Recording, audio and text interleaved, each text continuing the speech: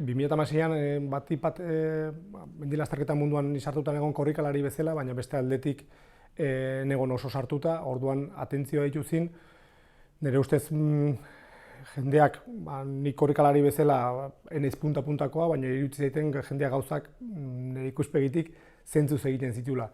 Baina konturatu nintzen, nire zentzutasuna eta beste atzuna ez zela oso bat. Ikusi nun jendeak botikak hartzen zitula, baina botika kronikoak hartzen zitula, lasterketa egiteko, eta besteak beste, epileptikoren bat. Beste gizonezko bat ikusi nun, hanka protesikoakin. Orduan, karo, zergatik ez? Zergatik ez du egin behar pertsona horrek ere bere jarduera hori. Eta beste asko, hartzen zitula ohitura batzuk, nire ikuspegitik oso osasuntsugarriak eliakenak izango. Baina beraiek ere libre dira parte hartzeko. Orduan, olako proba bateko osasun arduradun bezala, pentsatu nun egokia litzakela informazio hori eskuragarri izatea. Normalean, 1300 korrikalari ezberdin juntatzen dira 3 probak bat hartuta, eta asteburu guzti bat hartzen du, uztaileko 2. asteburuan. Eta batipat, hartatze lanetan gehienak ikusten dira zauriak, oinetako babak, karranpak, hango eta hemengo minak muskulo-eskeletikoki dira batipat ondo ezak sortzen dituztenak. Beste askok edo diarreak, idorreriak, diarrea ez izateko botika hartzen dute hori kontrastatzeko eta gero beste muturrera pasatzen gea, botakak, eta gero gutxi batzuk, igual konorte galera batzuk, mareoak, eta larriak zorionez oso gutxitan gertatzen dira, baina larri horietarako gaude, hain justu, baba bat zaintzeko ez dugu inorren beharrik, baina benetan arazoa sortu ditazken patologia horiek hartatzeko hor gure lana eta horretarako preste egon behar dugu.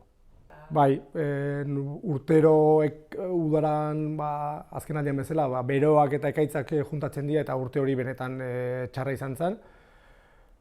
Txarra batetik punta-puntan da bilentzako, nahitulako denbora batean sartu eta asko estutu, baina beste gehienak ere norbera bere erronka dauka eta erronka hori aurre egiteko bere burua estutzen dute, orduan badakigu orduko litro erdi bat likido sartu behar degula, baina olako egoera baldintzetan askoz gehiago eta gorputza ez baldin baduzu entrenatu orduko litro bat likido eratera korrika zoazela, horrek ondo ezak sortu ditazke eta urte hartan zoritxarrez nahiko gogorra joan zen.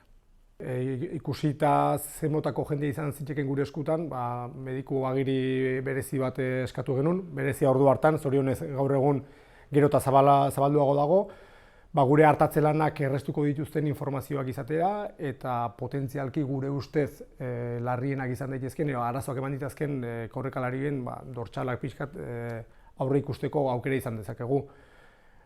Gero gertatu da, kasu hortan bezala, dena ondo zeukan pertsona horiek eman digutela ez ustekoa, baina aldela gure aurretik prebentzioa egiteko lana daukagunetan, badakigu 100 eta 0 ez dugula inoiz lortuko, baina prebentzio neurri horietan gure eskura dagoen hori egitea nire ustez beharrezkoa da. Nahiz eta jakin, batzutan ez dela erabateko segurtasuna hortik etorriko.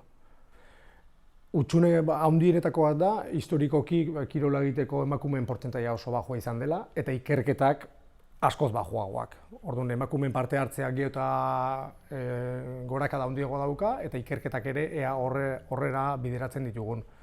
Ez ezaguda asko dago, bai zientifikoki eta bai poblazio mailan ere.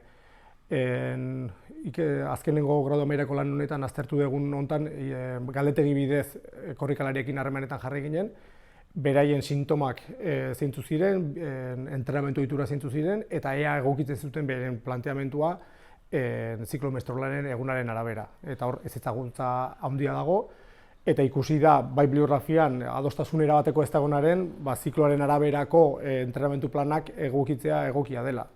Halako egunetan lasterketa aldin badakagu eta lasterketa egunen arabera egokitu behar dezakagoa entrenamentua, ziklomestrolaren egunaren arabera ere egokitzea erabat positiboa izango da, baina horretarako ezinbestekoa da jakitea daudela pauta batzuk egokikoak izan daitezkeela zure egutegien arabera, lana eta familia eta kirolan arabera egokitzen dugun bezala, aldela ziklomestrolaren egunen arabera ere egokitzeak bere onurak izan ditazke, eta horren inguruan osagaizeko hurrengo alean era horretako aurrera pauso txiki bat ematen dugun.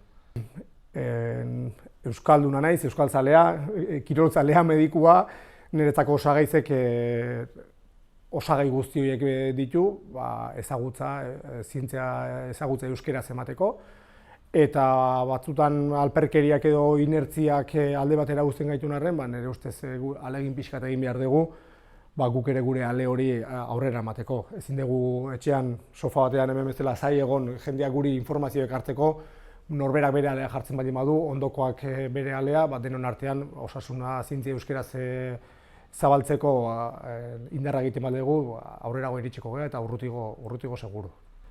Ultradistantzia lasterketa bat ez da inoiz osasuntsua, baina ultradistantziako korrikalariek dituzten bizi ohiturak osasunaren sinonimo argia dira.